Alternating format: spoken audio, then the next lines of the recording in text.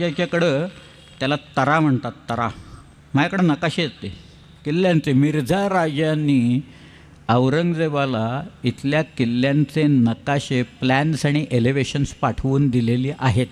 तरा म्हणतात. 23 किल्ले आणि 12 किल्ले सगळ्याचे आहेत, नावासकट आहेत. त्यावेळेला काढलेले 1665मध्ये काढलेले सगळे आहेत ते.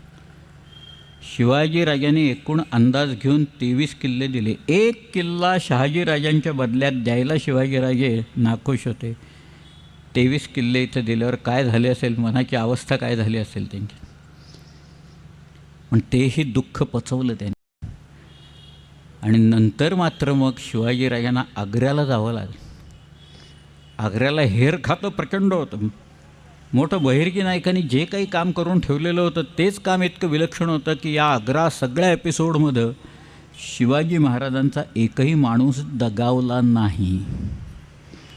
8 हत्ती आणि ते सगळे परत आले. निशाण होतं. शिवाजी महाराजांची पालखी येते आत. त्या पालखीला चांदीचा पत्रा मारलेला आहे. त्याचे खूर सोन्याचे आहेत. अनेक लोक सुखपाल वापरतात. सुखपाल म्हणजे पालखीचाच एक प्रकार आहे. शिवाजीराजे दिसायला अत्यंत गोरे आणि देखणे आहेत. त्यांच्याबरोबर त्यांचा 9 वर्षाचा मुलगा आहे. अजाईब सुरती छायजी गोरारंगी असं लिहिलं. विलक्षण गोरारंग याला मिळालेला आहे. हे सगळं डिंगलमधनं लिहिलेलं आहे.